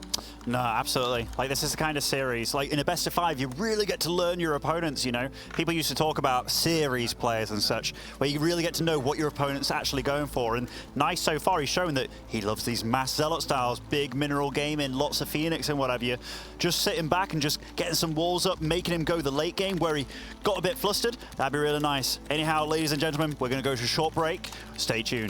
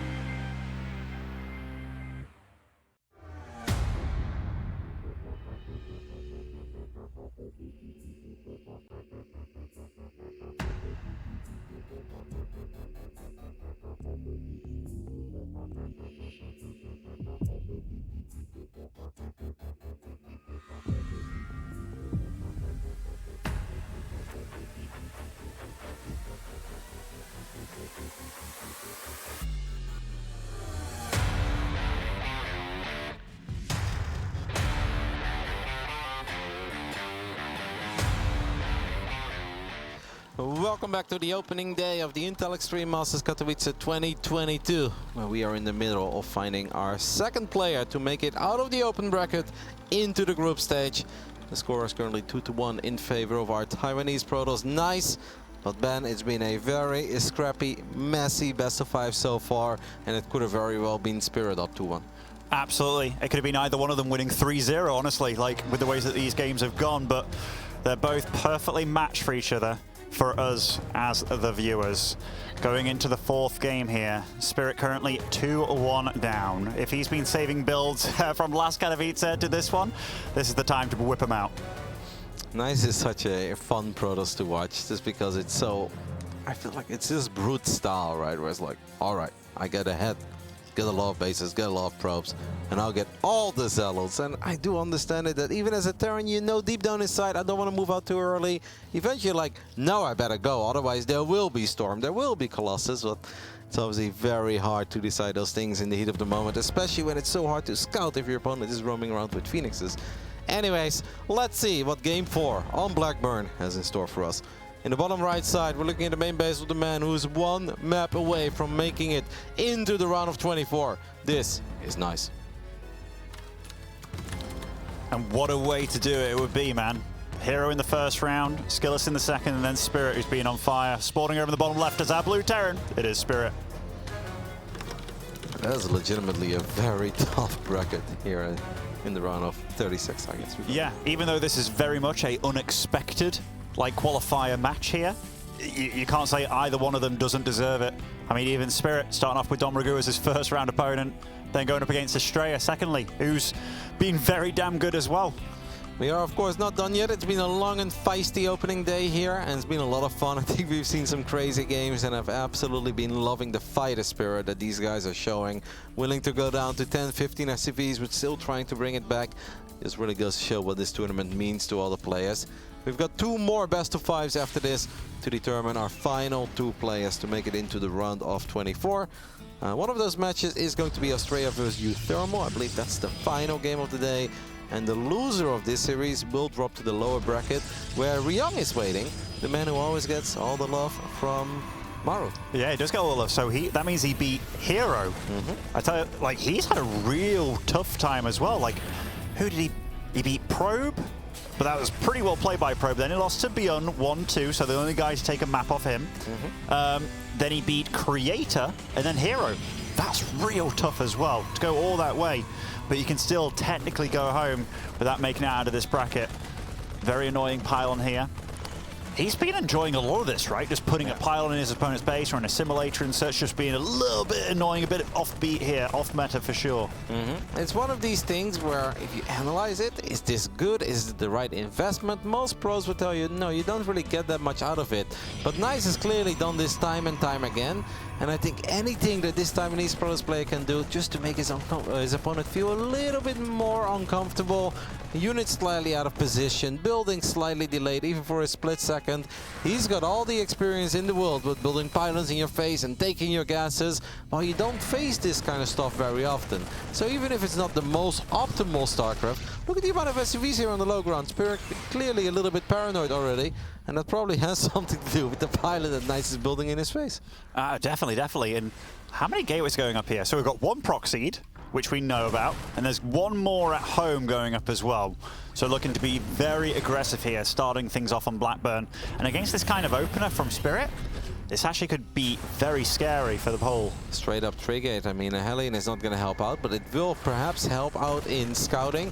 Isn't this the build that Parting was doing a lot last Intel Extreme Masters Katowice? That he got innovation with as well on Light Shade. Yeah. That Hellion doesn't actually get a scout. So seeing 3 adepts like this. Triple CC for Spirit, by the way. Yeah, so far you're probably thinking this is an Oracle play. Very honestly, and the second gas from Nice only just finishing now. So yeah, you're totally right, Kev. It basically is the parting opening, and there's going to be a lot of adepts and a lot of Stalkers most likely following this one up. Yeah, but as long as we keep the bunker alive, we should not be in any danger of dying. We can't let these adepts get into the main base. Don't get into the bunker. The bunker is actually not fully loaded. In the end, the Marines do hop into the bunker. I do love the amount of SCVs we're pulling immediately. Take this as seriously as possible. This honestly was very sexy defense by Spirit. He took a lot less damage than I thought he was going to do. And 5 Marines for 6 Adepts, and you killed the pylon earlier. But by the way, I'm actually shocked they didn't lose an SV there. Great SV pull. Yep. Phenomenal. Didn't overpull, didn't underpull. We do have a couple of Widow Mines here in the mix. Nice is, of course, never done. He's got a few adapts here. Wouldn't be surprised if he's willing to split off one adapt and try to drag one of these Widow Mine shots into the SCVs. Nice is... Oh! That's actually hard with adapts. That's really hard to do. Yeah. Really hard. If he planned on going in again, that would have been really sweet. This Hellion! Wow. Has a lot of potential. How many kills, Kev? Think it's going to be like 7? Well, might even be more, because I don't see any units here yet, and a lot of these probes are already going low on HP. We might actually be looking at a double-digit Hellion here. Oh, and adapts again. Okay, this is one thing you never expect. 8 probes from this single Hellion. It's funny, this one Hellion got more damage done than like 10 adapts so far. Yep, the adapts are going to make it into the main base, though, unless the SCVs can come in with the clutch repair. So, yeah, now we do find some SCV damage. There is a tank that comes out as well. The Hellion did manage to go into double digits, 11, but it's at that bunker. That bunker is not allowed to go down. We're not pulling the SCVs this time around. That bunker will go down. I guess at least we have a tank, but this is going to be a little bit uncomfortable if you're Spirit. It's going to be a little uncomfortable, but that amount of damage that he did with that bunker, that did not go down very quickly at all. Adepts, obviously not adept at killing bunkers. Has to be said. Third base dropping down for Nice behind all this pressure at the gold base. Where else would it be? Yep, and now we can just spam some gateway units again. Are there Widow Mines here ready to fire and deal some friendly fire? It seems like the answer is no, but more SCVs will go down. I mean, Nice has to be an absolute nightmare to face as a Terran player. Every single time you think, can I now get my build up and running? No, more units are just being thrown in your face. This time around, the doors are open, so these adepts are going to sneak into the main base. Seems like we accidentally shot at the barracks there, so perhaps a little misclick by Nice, who's obviously a bit nervous too. The man is playing at a crazy pace, just super YOLO, in your face, but very entertaining. I was about to say, I wouldn't be surprised if he tries to recall these bad boys. Keeping alive 2 of them, obviously very wounded, but he's on the gold base here, getting Blink behind all this as well. He didn't get charge yet, right? No, it kind of sucks though if you recall your adept. Now you couldn't recall any probes, and you couldn't immediately saturate the gold. It actually makes a pretty big difference. That is one way of looking at it for sure. You know, I think I would have valued going for those probes, fully maxing out that base quicker. What is this? Kevin! Kevin! We joked about this earlier today. Who were we watching when we were joking about it? I can't even remember, Kev, but I was like, I think this will be the next expo that should happen on this side, and here it is. It was Hez. It was Hez against Kalazur. We're like, yeah, he's going to take the gold, and now he's going to take the gold on the other side of the map as well, but not where you're supposed to take it, in the center. You know, the way that Bly would do it with Zerg. I kind of like it. The funny thing, look, he's scanning as well. He doesn't know about, like, even the other one, but he's going to start predicting, right? He knows, he definitely knows about the first one because it's nice, and the man absolutely loves building zealots. And if you love building zealots, you take gold bases, Benny. If he scouts this, if he actually scouts this, which this SV is on a mission, I'll be genuinely shocked. Okay, seeing a pylon there, that's one thing. Bloody hell, Spirit, that is some sixth sense right there. Because that is not what I think would be happening, but spotting that before the other one, hey, maybe that buys Nice a little bit of time, actually. Yeah, this actually might not even be that bad, because now Spirit might think he's in a better spot than what he's actually in. Because, oh, nice tank shots there, though. But if he thinks that's the third base, okay, this is very important, the follow-up scout, because this gives Spirit a much better idea of where he's at in this game. That SV bought him a lot of info, finding out that there's not just 1 but 2 Nexus on the map that are kind of exposed here. And this army from Spirit is very good at dealing with it as well, with the tanks, very long range, and oh man, these Stalkers getting battered and bruised. Yep, but Nice is going to go ahead and run into the natural. There is a little bunker. Extra Zealots are going to show up. I don't know what the gateway count is currently at. I would love to see that real quick if we can. We're looking at 7, 1 extra finishing up, so 8 gateways. 8 gateways is good, but that's not that crazy amount, right? Where you can show up with 20 Zealots over and over again. No, certainly, but this army from Nice, it's got nowhere left to go. It's going to kill a few SCVs and maybe medevacs and stuff, but Spirit will get the cleanup. And now he gets the scan as well, seeing that he can leave his base. And this, when we've talked about when he should stay and should sit back, I think this is one of the times he should go, go, go. Spirit? Yeah. Wait for a medevac or 2, right? How many does he have? He had 1 medevac, and a lot of the units were already a bit low on HP. I think he can just go. Yeah, I mean, he has a bigger army, wouldn't be wrong, but I think waiting for 1 or 2 extra medevacs so you can actually stim, or just let him attack into you when you do have a couple of Widow Mines set up defensively. That was a really good micro on the bio units. I mean, I don't think anything that Spirit decides to do here is necessarily wrong. I like the idea of just going for a drop, because we saw how effective the drops were on Hardwire. So why not try to do that all over again? Nice is just crazy. Like, you never expect this kind of play against anyone or by anyone. And here, I think he loves Zealots more than any other person on the planet right now. Yep, he's been making quite a few. Double Forge is trying to do its thing once more, but Widow Mines don't care too much about these upgrades. Nice is of course a bit afraid to fully saturate that base on the left side, the gold base of Spirit technically, because he knows that he doesn't really have the army to properly protect these probes. This game is not going Nice's way. But Nice wouldn't be nice if he doesn't at least try to make this game scrappy, hectic, and try to base trade, I guess, right? I mean, Zealots are pretty good in base trades. Yeah, I'm a little surprised that the tanks came on the aggressive there. I think pulling them back to the natural would have probably been the smartest play. Just on the left of this wall kind of thing, it would save both these bases fairly nicely. But Spirit, he's making a lot of right calls here. I can nitpick all I want, but it's only because he's playing so damn well. He's 50 supply ahead right now. His bio army equally upgraded. He's got the Widow Mines in the mix as well. Bit of friendly fire there from the Zealots, but Nice's army is not looking too good, Kev. Well, there isn't much of an army to speak of. We see a Stalker there that's being healed by a battery, a couple of Zealots being warped in. Battery overcharge is good. Especially if it would be in range. It would actually survive there for a little while because there weren't too many bio units left, but it's not gonna make the difference this time around. GG. Spirit, the Polish Terran, sends it to a game 5. And that's what this best of 5 deserves for me. Absolutely, absolutely. You know, wave 1 and 2 of that attack, like that's normally when a parting game's kind of over with that build. But the fact that went on for a good like 9 or 10 waves dealing damage. But that one Hellion, MVP of that game, absolutely. 100%. And then followed up by his little buddy, that SCV with a massive scout. I think that was really well handled by Spirit. But I just think if you look at the way that overall this game was approached by the Polish Terran, it makes more sense. Because the Widow Mine drop on Glittering, that's a big investment. And that really is a little bit hit or miss, where you hope to at least deal X amount of damage. But against somebody that loves to open up with Phoenixes, that's a bit risky. Throwing one Hellion to the other side of the map, that's not a big commitment. It is going to be a great scout. And once in a blue moon, you're going to get lucky because your opponent likes to be so aggressive. Then the doors are wide open at home, but it makes way more sense to go for these little things like maybe Marines into double Reaper and then get a scout off, or yeah, Marines into just one Hellion, test the waters, see what you're dealing with, because Nice is not the guy to sit back forever in a game when nothing has happened. He will only sit back if he has all the map control in the world already. No, you're absolutely right. I think against a player like Nice, it is one of those times where a massive commitment to some form of harass can really bite you in the ass, because that's when you're very susceptible to these kind of attacks, which in Nice's credit, he has been pulling out a lot of funky builds here where he can do just that. That 2-gate build, that can really dominate and punish a lot of these builds. And let's not forget the way that Spirit dealt with the first 6 setups, though, because we're praising the Hellion, but that was actually incredibly beautiful. How first he was out of the bunker, then he hopped into the bunker, and the moment he realized, like, I can actually win this fight, gets out of it again, has the decent SCV pull, barely loses an SCV, sends them back to mining immediately.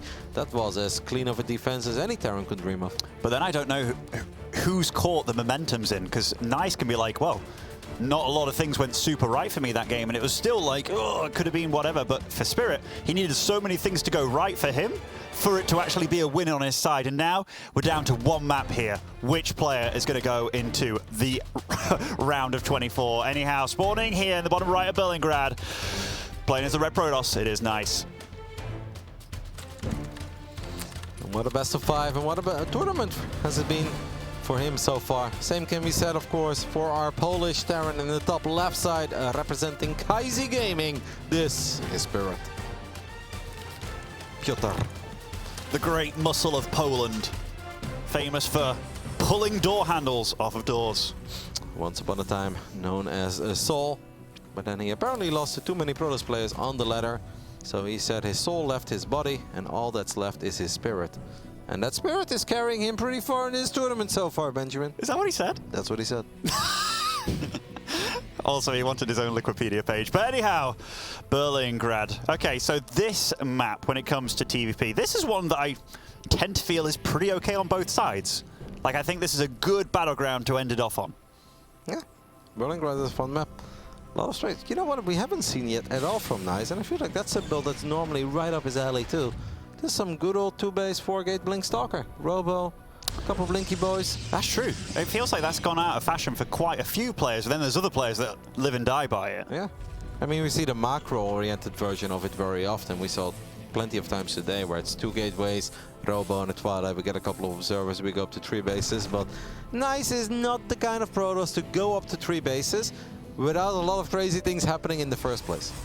No, definitely. Spirit showing a lot of respect to his opponent here with a very early SCV scout just to make sure that there aren't any weird shenanigans going off. You know, you just played against a guy that was going 2 gateway, 1 being proxied on the map. He didn't. It was a 3-gate opening though. It was a 3-gate opening, but it was 1 gate, then the second proxy gate, then the 3rd gate. Right. That's correct. Well, thank you, Kevin. No, I was like the 2-gate. I was like 2-gate. Ah, you know what I mean. You know what I mean. It did follow up into the parting opening. Oh, did he mine out his own minerals, or was that the probe here? Most likely the probe, right? Just to make sure the adept can get here even quicker. And yes, it is. That probe's carrying minerals, so looks pretty guilty. I was thinking to myself, why would a Terran open that up? But this is a nice little catch, actually. Getting that probe initially. If the SV takes a little bit of damage, hey, it takes one of the shots, actually. Oh, great little play here by the Reaper. Yeah, great Reaper micro there by Spirit. Didn't lose anything. Gets the probe. Stargate is going up at home. Well, Spirit is adding a reactor to his barracks. Factory is close to finishing up. And this Reaper is going to get a scout off. And this scout is important. Knowing it's a Stargate means you shouldn't do something as crazy as a Raven opener and send it to the other side of the map. Or go for a Widowmine drop. But you actually kind of rely on the Widowmine drop dealing damage in the first place. And Spirit is like, hey, that Hellion killed 11 probes last game. Let's try that one more time. Yeah, I like the fact that he hasn't been skimping on a bunker as well, you know. But this Reaper is going to be the second probe of the game falling here. This is big, man. This is actually a lot of damage already. Another probe goes down. Lost mining time. The Adepts do manage to sneak into the main base. There's never a chill game with Haas, is there? Oh, with Nice. No, there is not. And like, these two are beautifully matched for one another, man. They really are. Like, in the games, none of them have been normal. They've just been chaos right from the get-go. And I love it. I love it. Starport not finishing up. There is a Widowmine burrowing there. I don't know what's happening with the Reaper. Maybe this is bringing the Reaper home. But Adepts once more. Yep, there is the Reaper. Another Adept is going to show up, though. It's going to try to drag the Widowmine shot on top of the Hellion. It does. Did a bit of damage to an SCV and a Marine. He just never stops. And there's a couple of very low HP Marines. So the Adept gets the double kill immediately, but does get picked off there. Yeah, with that Widowmine already firing and a lot of the Marines going down, it could open the door for the Oracle to deal a lot of damage. Yeah, and there was no Viking in production. I don't think there... Well, there's a tech lab building on that factory as well. This Widowmine, wrong part of town, does try to repair it, does not get it, gets a fresh mule as well. Those are all the Marines, by the way. Those are literally all the Marines we have. That's a sad amount of Marines to have, and I'm a bit surprised that he was going for it there, just for 1 Marine kill, because you really want to keep that Oracle as healthy as possible. But all things said and done, probe count isn't as healthy, given that, you know, that Reaper came in early and did quite a bit of damage, but rocky start for both of them. Yep. At this point, it becomes a bit tricky again for Spirit. He's like, damn it, all I want is a boring, straightforward macro game, and here we are again. I think I'm good, but am I actually good? The Adepts did do quite a bit of damage, a lot of lost mining time. I've lost a handful of SCVs. I know you've got Oracles out and about on the map. I know there is a Stargate. Will probably be a follow-up to whatever you have been doing. It just makes for complicated games that no matter how much experience you have, and Spirit is a very experienced player at this point, just Nice drags him to deep and dangerous waters where he's like, I think it's good, but I'm not totally sure if it's good enough. That's the thing, second guessing yourself every step of the way. I do like these sneaky Widowmines that are going to try and get out. Means the bouncing from either base is a bit tricky. Nice is so aggressive with his expoing, right? Like, we've seen that throughout the whole series. As soon as he gets into this kind of position, he knows that the Terran can't really move out. Oh! That's pretty big. Told you I love that Widowmine. It was a great spot for it. Widowmine connects with that low HP Oracle. That did manage to get a few kills earlier. Double EBIT there as well as the third CC is finishing up. Economically, this is a great game for Spirit. I don't like that lift too much. I guess we're just trying to break the lock on, but Nice doesn't have the same Phoenix numbers as he had in some of these other games. No, I mean, maybe it's only a matter of time though. Phoenix production isn't stopping, hasn't got any ground units on the map whatsoever. Really banking on the fact that he wants to keep his opponent at home, and very often moving out against this. All of a sudden there's a flood of zealots and stuff, so you can't move out across the map and you feel very unsafe. But Spirit's taken the approach of getting the third CC, which I don't hate, actually. I like that by him. I think it's very smart. I just think it's obviously scary for him to pull the trigger and it says, all right, now I'll saturate all 3 bases. Because going triple CC on 2 bases is actually very safe as a turn. There aren't too many things you have to worry about. It's the moment you flow that thing over, and suddenly you have to defend a much wider area against somebody who absolutely loves zealots and loves coming in from each and every single angle. That's where it becomes a little bit terrifying. Nice is playing the double forge version, by the way, and he's getting a quick Templar Archives too, so I guess it's going to be mostly Zealot Archon and a little less emphasis on the Phoenixes and the Oracles. I like that twist to it, because so far... Would he go Storm? How sick would that be? Suddenly, the man goes Storm. I think he is going to go Storm, Kev. I mean, he has to, right? Does he? Well, I think it would be a good move to go Storm. I'd be surprised if he just goes Storm. You think he's just going to go for the muscle, like, proper Zealot Archon?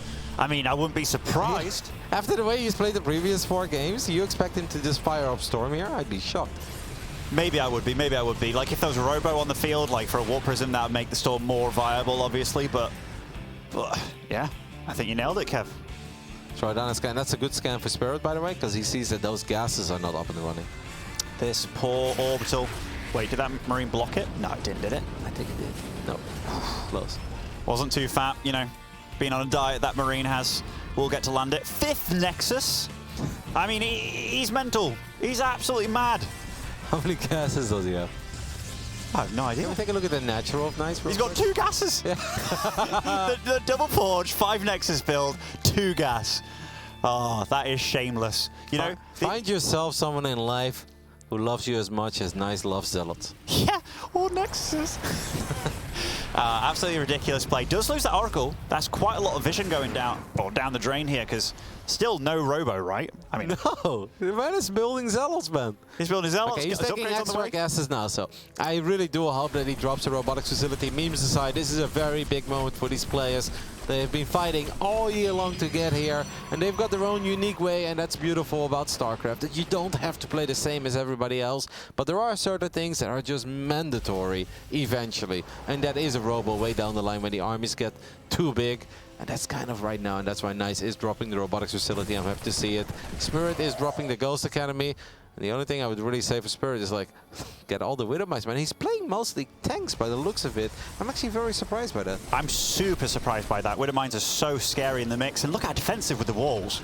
Maybe he just wants to go super late game this game. Like, he's already playing late game, Kev. He's got the walls, he's getting the command centers, the ghosts and stuff. But I feel that this is Nice's playground. Just being able to sit back and do whatever you want. But these kind of drops will absolutely help out Spirit. Hey, does he even have Blink, by the way? I don't think he's got Blink, right? Mate, he didn't have the gas for it. Even a single medevac then is going to be a bit of a nuisance. We've got 2 Phoenixes, but one of them is going to try to get picked off. I got to say, the target fire on these air units has been phenomenal by Spirit throughout the entire best of 5, and he just grabbed another one there. Yeah, it is so ridiculous too. 85 probes, 39 Zealots. Spirit, if I were you, I'd get a few Widowmines at home, man, because like tanks are good, but I will always think back of that one clip of TY where he was playing some mech and he just saw his tank line disappear wave by wave, and this Protoss army is unstoppable. Tanks are not that great in these kinds of situations. That clip single-handedly stopped me from ever playing mech against Protoss ever again. I forgot what the map was. It was that brown map, very, very standard. Everybody loved it. Yeah. Putting me in the spot. I'm very bad with map names. Me too. As soon as a new season comes along, it's like the day after. I forget what all the maps were called. It was like Blue Shift or something, no? Oh, it was beginning with C. Began with C, I'm pretty sure. But anyhow, Robo does start up here. That means that either Disruptors or Colossus will be joining the fray. Colossus obviously very, very reliable units. Always a good unit. Especially with double forge. I think Colossus is fantastic. Yeah, me too. Nice little surround there with the warp in here. We'll lose a few probes regardless. And yeah, Blink only halfway done. But the upgrade disparity, there's an armory. There must be an armory. No, yeah, there is. Okay. Nice does need to do something, though, because you can't really max out on 87 probes and 30 plus Zealots. Slowly but steady, this man needs to improve the quality of his army. And these 3 Phoenixes, finding these manufacts is quite nice. Spirit once more trying to gun down one of these Phoenixes. Okay, Zealots are going for a mission. They're going to go for the planetary. He's 2-2, Kev. I mean, this doesn't look like the biggest army, and the fact that he charged up that ramp, getting EMP'd, losing a lot here, but lots of SVs are dying. The PF wasn't ready. These choke points are definitely helping out Soul or Spirit a lot, but This is rough, man. Phoenix coming in, lifting up all the tanks as well, but that's a lot of bunkers. It went really bad there on the right side when the Phoenixes flew in above the Marines, above the bunkers. Nice probably should have just tried to take out that command center and take it from there. But now at least he has freed up a lot of supply, so he can get a better army. We can get some Colossus out on the field. And maybe Spirit gets overconfident after cleaning that up and opens the doors. I mean, we are going to semi-base straight here. Or maybe he gets the correct amount of confidence, because that army that he's got out there, but I mean, Nice is doing a good job of slowing down. I can't believe he blinked in there. This is a crazy blink, because this is not his entire army yet. I know he wants to buy some time for those Colossus to get out, but there was a few Zealots running ahead of the rest of the party. That blink on the high ground was crazy. And this army of Spirit, despite the fact that it's inferior when it comes to the upgrades, is looking mighty fine. And you gotta love that bio positioning here. Oh, you certainly do. Getting into a hard place there for the Zealots to hit, but the Big Daddy Colossus, one of them sniped off immediately here. The supplies are very close. In fact, Spirit not doing the best in this engagement here. Does fly away with the majority of his squad, but this is all right before 2-2 is finishing. It was perfect until the Colossus showed up. Yeah. Well, obviously that's not something Spirit could have known. Nice blink there, gets 2 out of 4 medevacs. We're gonna recall a couple of units towards the top right side too. Yes, Nice is a rich boy, still 84 pros, +3 attack is finishing up. That's gonna make even these Stalkers hit like a truck. Yeah, definitely, and then those medevacs don't last a long time, and Nice's army, this is one thing that was missing in the previous games, right? All those Colossus, because I've seen nothing but medevacs being produced by Spirit. He's just doing this to try and buy time, but buying time for what at this point? And now most of the tanks have been cleaned up as well, right? And now you kind of want to have some tanks, because tanks are very good against Colossus. That is not very good against 39 Zealots. No, and look at the gas bank as well for Nice. Like, he can warp in whatever kind of army he wants, but Spirit, he's been doing this so well. I wouldn't be surprised at this point if this game starts spiraling out of control, because the amount of time and pressure he's buying, but this game, Nice just has very rich, though, yeah, man. he has so much, man. And like now, he's got the Phoenix as well to hunt down these medevacs. There's not the dead airspace that Spirit needs as well. Yep, and just a few Phoenixes makes the life of Nice a lot easier. I actually think that he's got the luxury and the economy to drop a second Stargate. If you're maxed out and you have this much gas in the bank, why not drop a fleet beacon or a second Stargate, just to make your life a little bit easier and make sure that you don't find yourself in that awkward spot again that we kind of found ourselves in on 2K. I guess Nice will be thinking, because I can just get more Zealots, can't I? Which, how many Zealots are on the map right now? Let's have a quick look. Must be 42. I mean, that isn't the most complicated Protoss army I've ever seen. Only one Widow Mine. Spirit's getting himself back into this. He really is. Like, every moment that goes by, even though Nice is rich, the army isn't necessarily getting any better. It is not, but Spirit is nowhere near getting maxed out. He's still behind in upgrades. It's going to take a long time before he evens the upgrades up. I'm actually very worried for Spirit. More worried right now than on any other moment in this game. As we do manage to pick up a couple of units. Widowmine fires, connects with a few Zealots. I think Nice should just get a couple of extra Stalkers now, but it's like, no, more Zealots. And, well, I guess don't change it unless it's broken. Never change a winning team. And here we go. Zealots running into bunkers, a couple of defensive bio units, and a tank once more, but he's finding damage. This army from Spirit was not big at all, like at all, but he managed to hold that. What is the resources lost, Tabat, in this game? All right, so Spirit is actually trading quite a bit better on the mineral front. Obviously a little bit worse, but that's because he didn't just not make anything but Zealots. But yeah, crazy game, and yet again, now the supply's very tied up, and the banks looking mighty similar here, Kev. Well, look at the amount of bases that Nice still has, though. Nice has access to way more resources. Like, you can be like, oh, Spirit is on 4 bases, but is he, though? When it's Legacy of the Void and we're 16 minutes in, it's basically 1.5 base at this point. The natural doesn't even count anymore, and this base is going to run out of resources as well in the near future. So it's very, very important for the Polish Terran to get his hands on one more fresh base. It's just funny though, right? Because this is the first time that Spirit's gone beyond the 170 supply mark, whereas Nice, he's been maxed out like 6 times throughout this entire game. This fight, I'm not sure this is the best one to be taking either. Spirit supply is pretty decent. The Zealots getting a decent wraparound on things, but those Colossus, they've been busy with buildings for the last minute. Look how long the Zealots are surviving though, and they're actually finding some pretty decent damage. Seems like we are losing a lot of probes on the other side of the map, but Nice is picking off Vikings, and if you can just keep the Viking count low, can these Euros with their lasers potentially win the game? The Marauders do pick one off, and Nice's supply is indeed taking a serious hit at this point. Battery overcharge is magnificent near Archons, so those Archons will stay alive, and another medevac bites the dust. This has to be one of the craziest, messiest, crappiest best of fives we've seen in a while, especially when the stakes are this high. Winner qualifies for the run of 24. You know both of them are pretty nervous at this point. All things said and done, after all that damage on both sides, look at supplies. 140 apiece practically. Oh, nice cancel on that warp in. Will get to stay around, pick off a few extra stalkers as well. Perfectly fit for one another. And the best thing about all of this for Spirit is not even the 30 probes that he's killing there. It's the fact that he's keeping Nice on his side of the map, so Spirit can get his hands on that very important base at 9 o'clock. And anytime that one medevac got cleaned up, there are a few more units running towards the other side of the map. And I think at this point, we're starting to find that critical amount of damage, where even Nice, with his great economy in all his bases, is going to have a hard time recovering from all of this. What's the Phoenix count at this point? Has he lost them once more? He just keeps on flying them in like absolute kamikaze. And look at this, by the way. Nice again. He's like, all right, what do I do? I'm going to go across the map and attack you now. And not a bad call, because there's a lot of supply on the other side of the map. There absolutely is. This is a decently... Oh, it's not quick enough a pickup, is it? But we'll keep most of those SCVs alive, which is a big deal. These drops, is this Nexus likely to fall? I think so at this point. And he recalls over to this base, which is the less fresh base. A little bit surprised about that one. To be honest, even this one has lost a couple of mineral patches. So. Stalkers will blink forward, grab the medevac, grab one Marauder, grab the second Marauder, but the Nexus still goes down. We have rebuilt one Phoenix, and let's at least try to keep that one alive for a little while, so medevacs cannot just idle behind your main base anymore. Crazy, crazy game. Both of them really butchering one another. And juicy shot. That should be 8 or 9 probes. Do you think he'll react? I don't think he will he?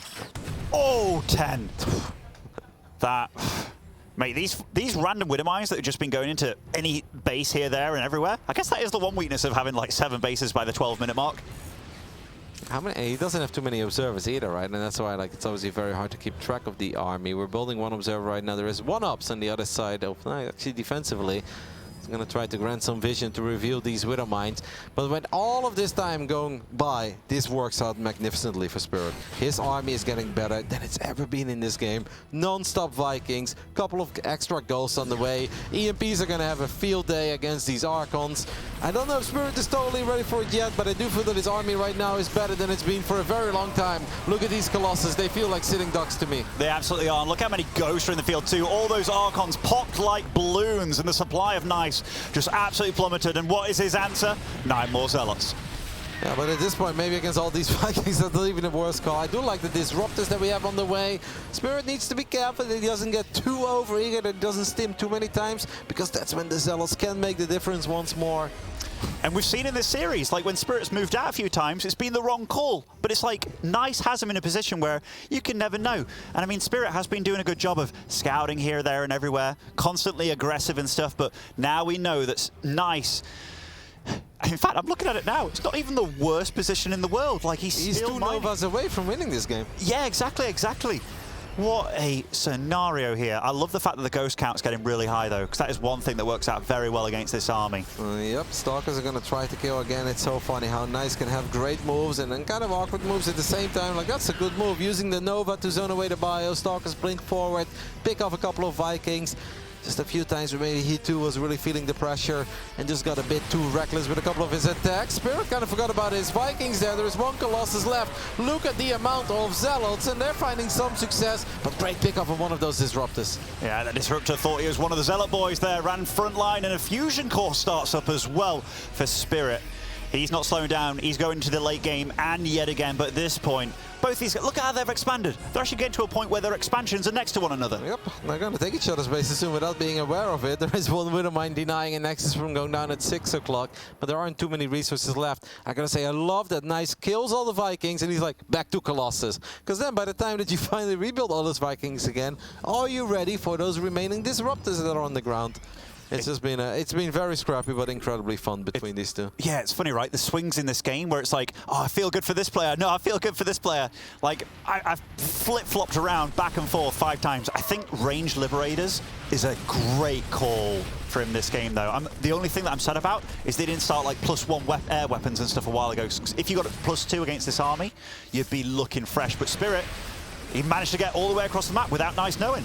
To be honest, Spirit has been throwing the kitchen sink at Nice from times to so he just didn't have that much money in the bank, right? He never had that economy to really get all these starports going and focus on these upgrades that were for much later. A couple of big EMPs on those Archons, so those disappear very quickly. Stims the Bio army once more. Vikings kind of just left there. Vikings are expensive though. I know that Spirit was getting great trades when the army was mostly Zealots. But ever since he started building more expensive units, I'm gonna say Nice has been getting a couple of decent trades as well. Combined with this, though, killing the 9 probes, I think it was all pretty good. And honestly, I thought this army at the bottom there was a bit trapped for Spirit, but he managed to get away. And we got to remember, this all wasn't for nothing. Like, that time that he's been building up the Liberator count, what are we at right now? Because he now, I mean, Liberator range is just finishing. And if you start getting up to the, like, 7, 8, that's when it gets really scary. Yeah, but I've seen the Protoss players outmaneuver those Liberators a couple of times today as well. And the Stalker count is still high. And don't forget that these are well upgraded Stalkers, so just one or two good blinks. Do we have Medivacs left? Yes, we have plenty of Medivacs left, but there isn't too much energy to remain those bio units or to heal those bio units. They just keep on stimming. Spirit's gonna stim forward, lands an EMP. Liberator's gonna see job on top of the Protoss army. Good job there avoiding the Nova, but the Terran army is a little bit split up. It certainly is, and these medevacs all out of energy, so every stim matters a lot, but there's enough liberation zones right now that they're here, there, and everywhere. And Nice didn't know about that 12 o'clock base, Kev. Totally vulnerable there. That could have been a really good pickoff. Yep, instead he's looking for the juicy Novas, not really finding them. Does get one, goes there, doesn't get that final shot off, and Spirit may actually go for it now, decides to chase. Not quite. One Colossus is low on HP. He will find that eventually. He's doing a good job in outmaneuvering these Liberators, but I don't know if the Disruptors are ready to fire. I don't think they are, and they're very exposed. Oh, mate, that was a lot of lost units there. I think even one died in the south there. Can kind of tell from the death animation, but Spirit, he's holding on, Kev. What is happening, man? I have no idea, but Nice, he's kind of got him in a position where he thinks he's got him on the ropes, right? Because if these Liberators start queuing up, if they start getting to a high enough number, Nice is going to be in trouble. Yep, but obviously Spirit's going to be in trouble too if he keeps stimming and then keeps chasing Colossus, because he's one shot away from actually losing everything to a single volley of these Colossus. That Liberator is finding some good damage in the top right side, and he's still indeed avoiding that base at 12 o'clock. I can't believe he's getting away. He knows about it. He's just not gone there. What is happening? Like, even pylons over here on that base. A few Zealots. You love Zealots. Send them up there. The man does love Zealots. He's like, no, we're going to go for the natural one more time. See if we can find these Liberators out of position. Okay, there you go. Just 2 Zealots can be enough. Forward blink. Colossus dropping a little bit, shooting at depots. That army is still low on HP.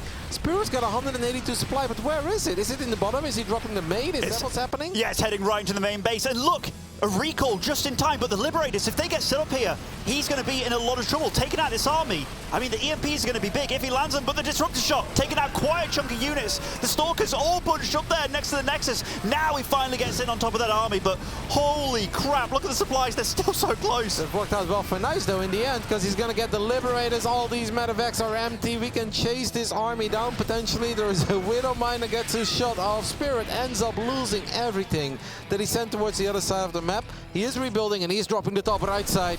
I don't know who our observer is, but he's working overtime, man. Mate, he's bloody innovation. He's got sick APM at this point, you know. But yeah, this game... It's Mapu and Yo. I mean, it doesn't matter. They're both great. They're Archon mode on observing this game. They must be. They must be. Checking in and out like WWE. He's like, you go, mate.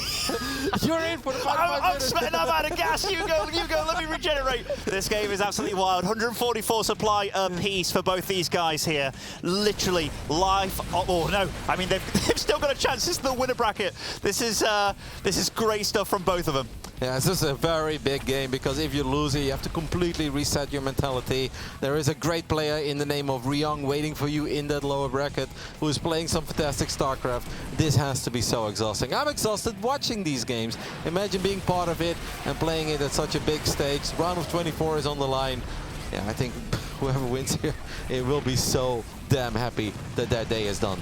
Yeah, I mean, it's nice for Nice that the longer this game goes on, the more spread out Spirit's bases do get, but Spirit's definitely been taking some decent fights here against this army when he had... Oh, nice snipe on that Disruptor as well. I gotta say that I love the army movement of Nice with the Stalkers and the Colossus. It's funny that he's so incredibly zealot heavy sometimes and he makes a couple of these derpy attacks because he's been playing this well. It's actually not easy to always be that mobile and play this dynamic with his army and find those Liberators out of position and force that Terran army to stim over and over again. I think Nice has looked very good with his army. Well, when he's with the Zealots, he gets himself in great spots, but he makes some funny attacks. He makes some real funny attacks. More drops coming out. Okay, how many workers have died this game? 12 more dying somewhere. I think that was just like these Colossus, right? They must have just zapped them. Oh. That's a lot of Liberators left alone to deal with these very upgraded Stalkers. Lots of units dying on both sides. Probes dying in the top right as well. This army, though, one of the Colossus gets sniped. That's a lot of ghosts still in the mix, and this army is not equipped to deal with the Terran army. Oh, the Zealots are killing the last few SCVs in the bottom left. This drop is killing the last few probes in the top right. One Colossus did survive. Stalkers are very expensive, so you gotta be a little bit careful with that. What's that one Colossus doing there? That's a misrallied Colossus. Every unit counts. No, it gets picked off immediately. 98 supply against 90. We're gonna recall. Disrupted to where? I mean, just getting him out of dodge, right? You just lost Big Daddy Colossus over there, stood on his own, and right now, look at the economy on both these players. Like, they've gutted one another, and we're still only 5 supply apart. The Liberators, yeah. The Liberators still being rallied in. This army from the Terran player, by the way, it's actually really hard to deal with. You need something a little bit extra than just a bunch of Colossus and the Stalkers, but Disruptor from downtown does not get the hit. Poor Colossus left alone, and here, I think Nice is kind of falling apart. He wants to take the fight, though. These units are so low in health. He's got a lot of Stalkers, and I think that Soul's actually the one who's running out of steam here a little bit. The final Marauder gets picked off, does get out of there with a couple of those very expensive ghosts, and he wants to get that Nexus in the top right side. He will get that Nexus in the top right side. I don't know what happened there. Nice, like, all right, you get my Nexus, I'll get your Orbital. There are a couple of Liberators showing up there, but that's not enough to save this Orbital, is it?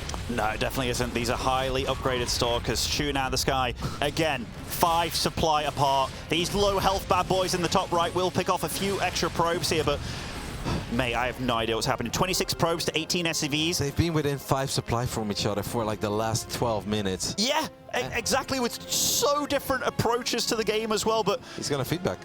Or morph them into Archons, what are we gonna do? Storm! Oh my goodness! I told you he'd get Storm, Kevin! You know what, man? I stand corrected. Oh, these Stalkers, they can't be doing that. Amazing. They take a lot of damage. Still no upgrades for these Liberators, but I'm not surprised. Every resource is being utilized in the way that Spirit thinks he knows best, and honestly, he's here right now, and he's doing damn good in this game. Oh my goodness. That was painful. That was very painful. We can't really be losing Stalkers anymore. Tried to pick off one of these ghosts. Did not quite manage to get it. Now all these bio units are healed up again.